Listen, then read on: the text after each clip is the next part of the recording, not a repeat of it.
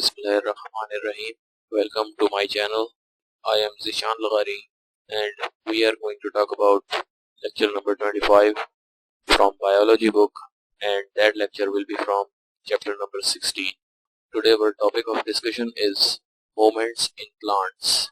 Organisms respond to the external as well as internal stimuli, यानी जानदार respond करते हैं, रद्द अमल शो करते हैं एक्सटर्नल स्टिमुलाई का भी और इंटरनल स्टिमुलाई का भी। स्टिमुलाई का मतलब होगा इशारा या कोई सिग्नल जिसका एनिमल्स और प्लांट्स रिस्पॉन्स शो करते हैं।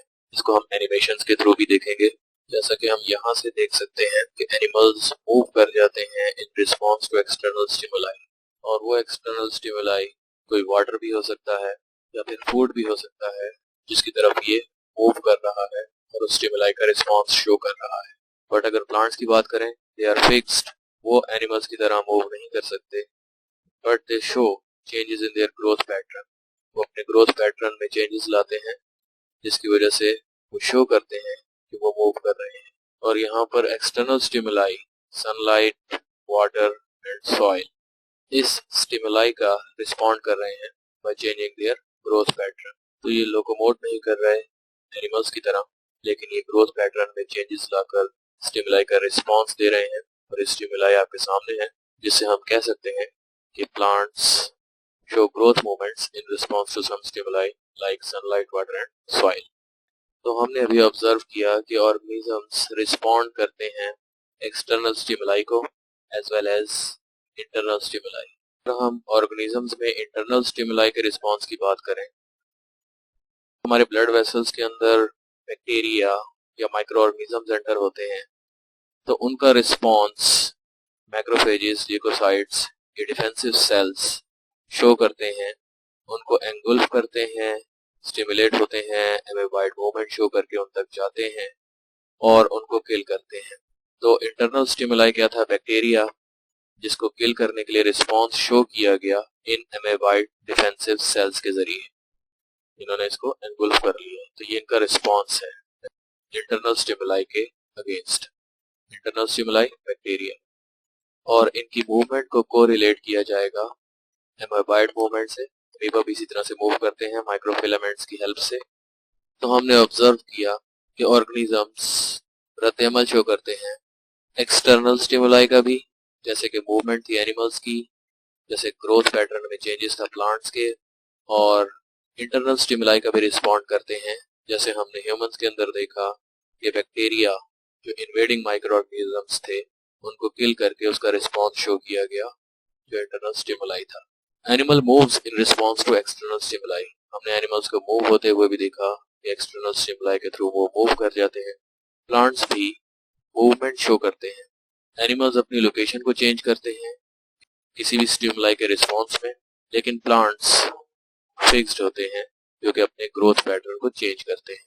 इसको हमने ऑब्जर्व कर लिया है। अब हम देखते हैं types of movements. There are two types of movements, autonomic movements and paratonic movement. Autonomic movements are spontaneous movements due to internal cause. Spontaneous means ये खुद ब खुद होती हैं इंटरनल कॉज की वजह से, whereas paratonic movements are due to external cause. आज हमने डिस्कस करना है ऑटोनॉमिक मूवमेंट्स को, और पैराटोनिक मूवमेंट्स को हम अपने नेक्स्ट लेक्चर के अंदर डिस्कस करेंगे। अब इस ऑटोनॉमिक मूवमेंट के अंदर कौन कौन से इंटरनल कॉजेज इन्वॉल्व होते हैं, कौन कौन सी अंदरूनी वजूहात होती हैं या स्टिमुलाई होती है जो कि इन मूवमेंट्स की वजह बनती है, इसको हम डिस्कस करेंगे। अब ऑटोनॉमिक मूवमेंट्स की भी फर्दर 3 टाइप्स हैं, tactic, turgor and growth movements. अभी हम रिपीटिशन में यही बातें डिस्कस करेंगे कि ये तमाम मूवमेंट्स अगर ऑटोनॉमिक की टाइप्स में से आ रही हैं तो ये इंटरनल कॉज की वजह से हैं।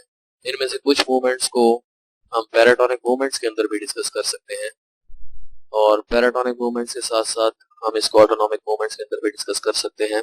तो इट मीन्स हम फोकस करेंगे इन मूवमेंट्स के इंटरनल कॉजेज या इंटरनल स्टिमुलाई के ऊपर। और अगर हम इनको डिस्कस कर रहे हैं ऑटोनॉमिक मूवमेंट्स के हवाले से जो कि इंटरनल कॉज की वजह से होती हैं, तो हम इनके इंटरनल कॉजेज या इंटरनल स्टिमुलाई के ऊपर ही फोकस करेंगे। So let's observe these movements. Tactic movements सबसे पहले हम डिस्कस करेंगे, जो ऑटोनॉमिक की टाइप है पहली, these are the movements of an entire cell. अब आपकी बुक में सेल लिखा हुआ है, लेकिन हम इसमें ऑर्गेनेली की भी मूवमेंट, फिर उसके थ्रू सेल की मूवमेंट को भी ऑब्जर्व करेंगे।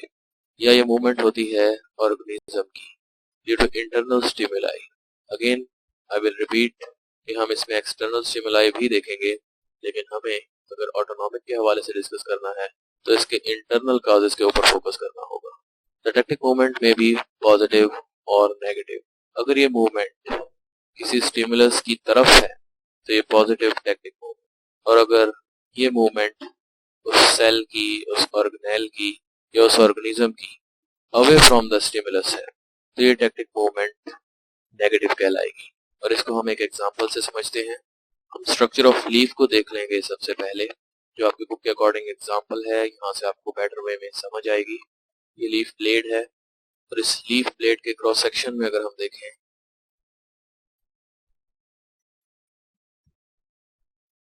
तो हमें इसके एक पोर्शन से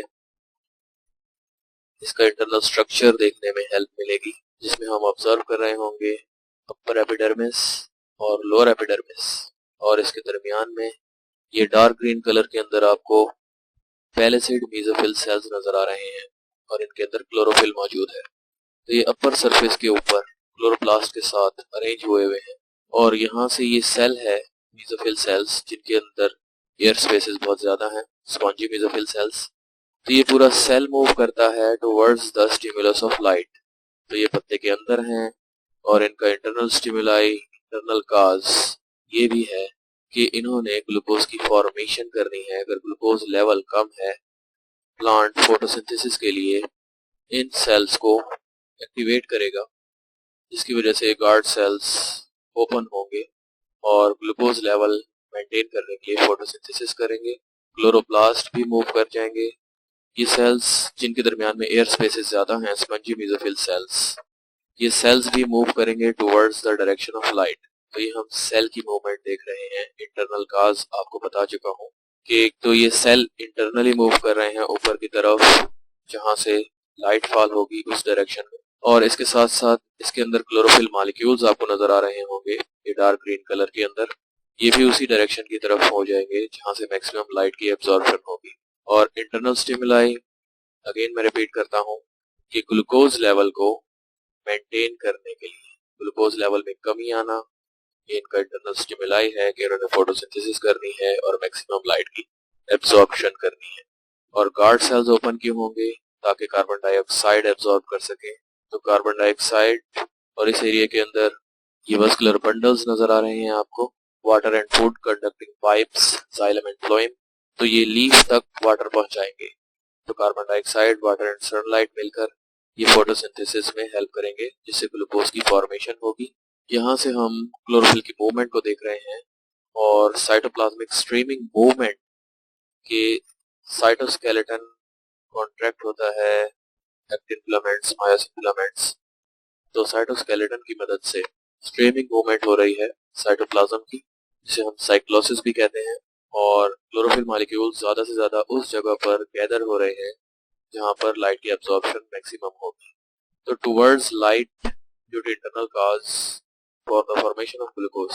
तो इंटरनल काज की वजह से ये मूवमेंट जो आप देख रहे हैं क्लोरोप्लास्ट की, इवन दो ये ऑर्गेनेल है, बुक में एग्जांपल दी हुई है, तो पूरे सेल की या ऑर्गेनेल की मूवमेंट, जैसे मैंने बताया था कि मेसोफिल सेल्स भी अपर लेयर के ऊपर ज्यादा इकट्ठे हो जाते हैं ताकि मैक्सिमम लाइट को एब्जॉर्ब कर सके।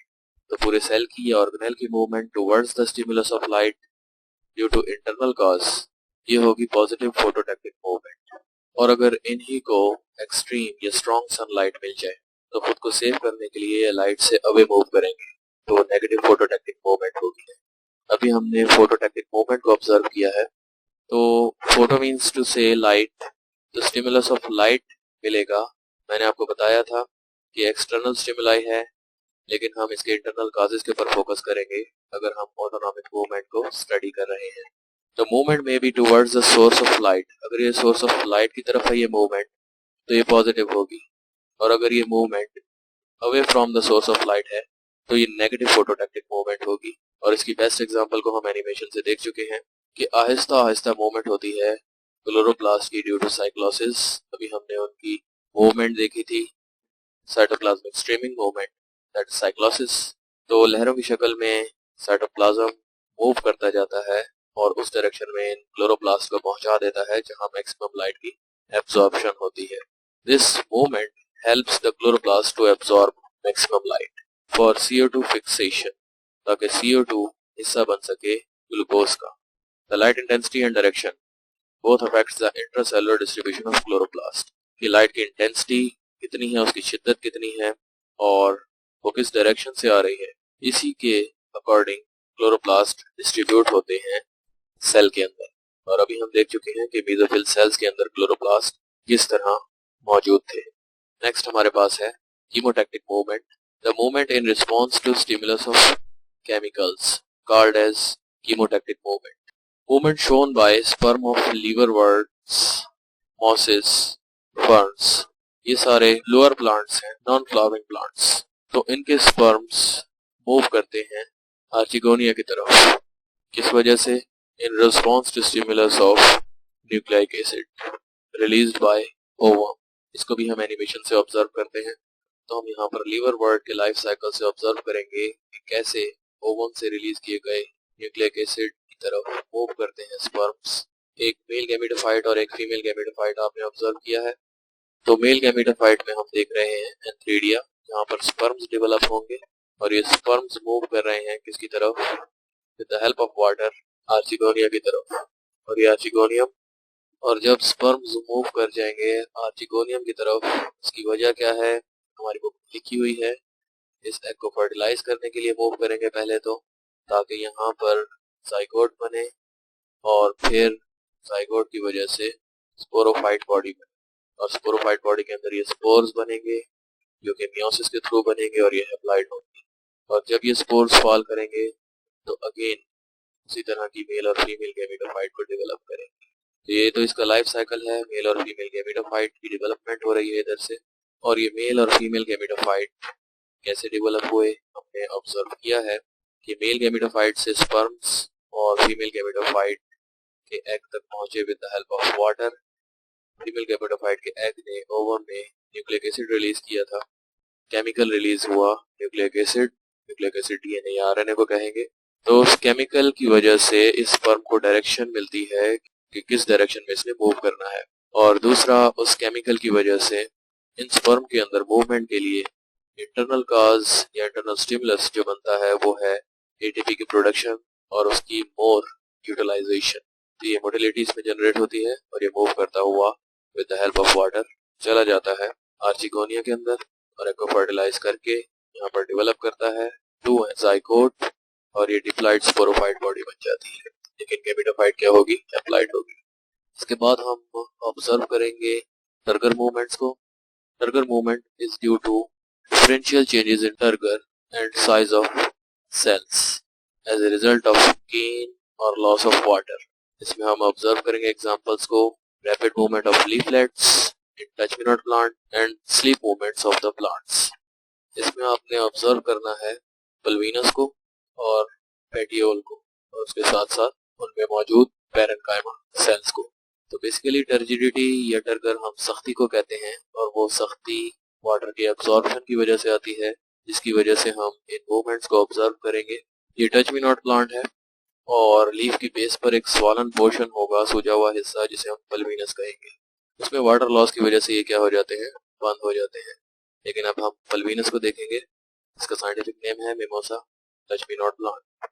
इसको दरमियान से टच करें तो इसके लीफलेट्स क्लोज हो जाते हैं और इस पूरे लीफ के अंदर हमें छोटे छोटे पत्ते नजर आ रहे हैं। तो इन सारे छोटे छोटे पत्तों पर मुश्तमिल ये पूरा लीफ कहलाता है कंपाउंड लीफ। और इसकी बेस पर हम पल्वीनस को देख रहे हैं। इनके सेल्स को देखेंगे, पैरेन्काइमा सेल्स को, जिसमें अगर पानी मौजूद है इसके वैक्यूल के अंदर तो ये टर्जिड हो जाएगा, ये सख्त हो जाएगा। इसके साथ ही हम डिफरेंशियल चेंजेस को भी देखेंगे और ओपन होगा जब इसके अंदर पानी एंटर हो जाएगा। और अगर यहाँ से वाटर लॉस हो जाएगा सेल से ड्यू टू एक्सऑस्मोसिस तो ये लीफ क्लोज हो जाएंगे। तो हम इनको मजीद क्लियरली ऑब्जर्व करेंगे। ये पल्वीनस है, लीफ की बेस पर एक स्वॉलन पोर्शन है और इसमें ये पैरेन्काइमा सेल्स और इनमें डिफरेंशियल टर्गर प्रेशर को हम देख रहे हैं। यानी टर्गर प्रेशर है उनके इस साइड पर कम है क्योंकि इनको टच किया गया है। तो पानी इन्होंने लॉस कर दिया इस तरफ, इसके मस्कुलर टिश्यूज की तरफ, जो कि इन सेल्स से पोटेशियम आयंस मूव कर गए। सोल्यूट कॉन्सेंट्रेशन इन सेल्स के अंदर कम हो गई, तो पानी भी इनसे बाहर निकल के इस मस्कुलर टिश्यू के अंदर आ जाएगा। और जब वाटर लॉस हो गया तो ये श्रिंक होंगे, तो ये फ्लैसिड हो जाएंगे, यानी टर्जिड, सख्त नहीं रहेंगे। तो मिमोसा प्लांट टच करने के बाद अपने लीफलेट्स को इस तरह क्लोज कर लेगा। और यहाँ पर टर्गर प्रेशर मेंटेन है, बट आफ्टर 10 मिनट्स दोबारा से इसके इस पोर्शन में पोटेशियम आयंस एंटर होंगे और ये टर्जिड होगा और लीफलेट्स अगेन ओपन हो जाएंगे। तो लीफ के इस स्टॉक को, इस डंडी को हम पेटियोल कहेंगे।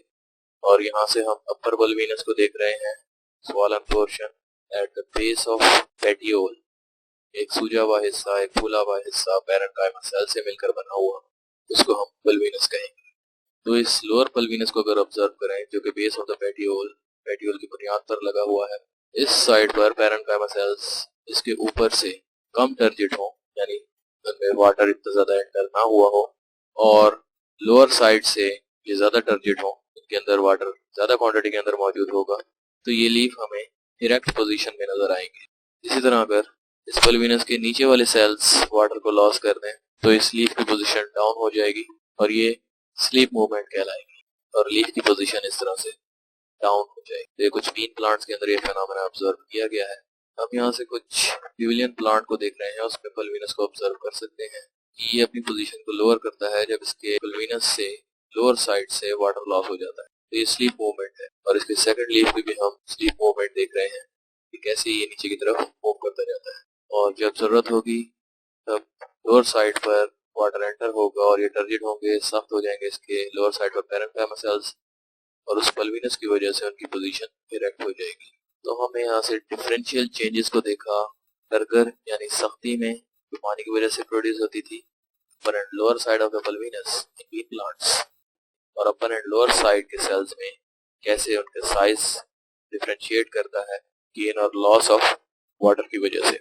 और कुछ बीन प्लांट्स और कुछ फलीदार पौधे, ल्यूगिमिनस फैमिली, जिनमें पीनट्स वगैरह मौजूद होती हैं, उनके लीव्स लोअर हो जाते हैं शाम के वक्त और दिन के वक्त इरेक्ट पोजीशन में आते हैं, तो इनको हम कहते हैं स्लीप मूवमेंट। और sleep movement due to daily changes in the turgor pressure, यानी कि पानी की वजह से, जो इंटरनल वाटर की वजह से प्रेशर जनरेट होता है सेल्स के अंदर, वो सेल्स कहाँ होंगे, पल्वीनस में, और स्लीप मूवमेंट और वेक मूवमेंट शो होती। और पल्वीनस के बारे में बताया जा रहा है कि जहाँ से लीफ जुड़ा होता है, the place of attachment of leaf with the shoot, तो ये शूट है।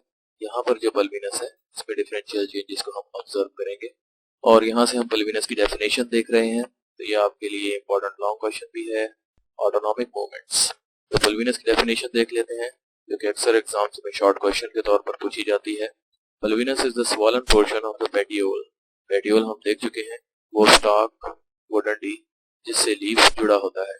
ये पेटियोल का एक फूला हुआ हिस्सा है जिसके अंदर पैरेन्काइमा सेल्स होते हैं, और जहाँ पर इंट्रासेलुलर स्पेसेस यानी सेल के दरमियान खाली जगहें बहुत ज्यादा होती हैं, जिसकी वजह से पानी उनमें एंटर हो सकता है इजीली। और उनके दरमियान से हम देख चुके हैं कि क्या गुजर रहे होते हैं, मस्कुलर टिश्यूज, जहाँ से वाटर एंटर भी होता है और लीव भी करता है उन सेल्स को। तो when turgor pressure is on the lower side of the pulvinus, हम देख चुके हैं कि lower side of the pulvinus जब टर्गर प्रेशर इंक्रीज होगा तो लीव्स इरेक्ट पोजीशन होंगे, राइज होंगे और horizontal. When turgor pressure decreases on the lower side, जब लोअर साइड पर टर्गर प्रेशर डिक्रीज हुआ था, हमने देखा था तो लीव्स क्या हो गए थे, लोअर और स्लीपिंग पोजीशन में आ गए थे। इसी तरह से mimosa plant, touch me not plant जो हम ऑब्जर्व कर चुके हैं एनिमेशन के थ्रू, तो उनके पल्वीनस ने अपने अंदर से पोटेशियम आयंस को लॉस किया। तो जब पैरेन्काइमा सेल्स से पोटेशियम आयंस लॉस होंगे तो सोल्यूट कॉन्सेंट्रेशन कम होगी और इसी वजह से वाटर लीव कर जाएगा सेल्स को बाय एक्सऑस्मोसिस, और दोबारा से इस वाटर को रीगेन करने के लिए 10 मिनट्स लगते हैं और टर्जिडिटी मेंटेन होती है और वो अपने लीफलेट्स को दोबारा से ओपन कर लेते हैं। अब हम ग्रोथ मूवमेंट्स को ऑब्जर्व करेंगे। Due to unequal growth on two sides of the plant organs like stem, roots, tendrils and buds, तो पहली दो ग्रोथ मूवमेंट्स तो इजीली हम अंडरस्टैंड कर सकते हैं एक सिंपल डायग्राम से। ये फ्लावर बड कंडीशन में है और जब इस फूल की पत्तियां ओपन होती हैं तब ये बर्ड शेप से इस कंडीशन में आ जाता है। अब इसके ओपन एंड क्लोज होने की वजह क्या है? ये एपिनास्टी हमें बताती है कि इसके पेटल्स के अपर साइड पर सेल्स की ग्रोथ ज्यादा होती है, क्योंकि हम ग्रोथ मूवमेंट्स को देख रहे हैं। तो जब अपर साइड पर सेल्स की ग्रोथ ज्यादा होगी तो ये ओपन होगा, इस मूवमेंट को हम एपिनास्टी कहेंगे। और जब इस फ्लावर ने दोबारा से बर्ड कंडीशन में जाना, अपने पेटल्स को क्लोज करना है, तब इसके लोअर साइड पर ग्रोथ ज्यादा होगी।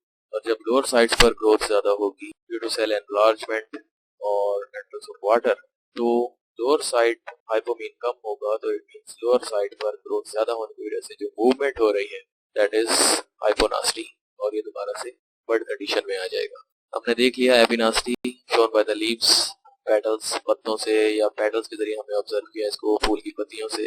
अपर सरफेस की तरफ बर्ड कंडीशन में ग्रोथ ज्यादा हुई, देन लोअर साइड तो बर्ड ओपन हो गए। और जब लोअर सरफेस पर और पेटल्स में ग्रोथ ज्यादा हुई तो वो बर्ड क्लोज रह गया, वो फ्लावर की शेप में। इसके बाद हमारे पास है न्यूटेशन। इसमें आपने ऑब्जर्व करना है जिगजैग फैशन में movement due to alternate changes in growth. Alternate changes means मुख्तलिफ डायरेक्शन में ग्रोथ में चेंजेस आ रही हैं on the opposite side of the apex, जिसको हम न्यूटेशन कहते हैं। यहाँ से हम वेन्स, टेंड्रिल्स को ऑब्जर्व कर रहे हैं और ये जिगजैग फैशन में मूव करती हैं इस स्पोर्ट के ऊपर, और यहाँ से हम एपेक्स को देख रहे हैं। एपेक्स यानी कि इसका टॉप पोर्शन, और इसके अपोजिट साइड पर डिफरेंशियल ग्रोथ चेंजेस को देख रहे हैं कि यहाँ से सेल्स के अंदर ग्रोथ ज्यादा हो रही है और इसके दूसरी साइड पर सेल्स के अंदर ग्रोथ इतनी नहीं हो रही। तो जहाँ से ज्यादा ग्रोथ होगी सेल्स की, सेल्स इलोंगेटेड होते जाएंगे, तो ये हिस्सा टर्न कर जाएगा। Differential growth on the opposite side of apex. तो इस साइड पर भी ऐसे ही देख रहे हैं हम कि यहाँ भी क्या हुआ था, इस साइड पर सेल एनलार्जमेंट, सेल डिवीजन ज्यादा हुई और रैपिड वे में हुई, और यहाँ पर सेल की ग्रोथ बहुत स्लो हो गई। तो ये टेंड्रिल जिगजैग फैशन के अंदर मूव करता जाएगा इस स्पोर्ट के ऊपर, जिसको हम न्यूटेशन कहते हैं। और ये किसकी टाइप है? Growth movement. In next lecture we will discuss about parenchyma due to external cause और external stimuli। हम उसके इन्हीं स्टिमुलाई के ऊपर फोकस करेंगे। तब तक के लिए wish you best of luck. Thank you.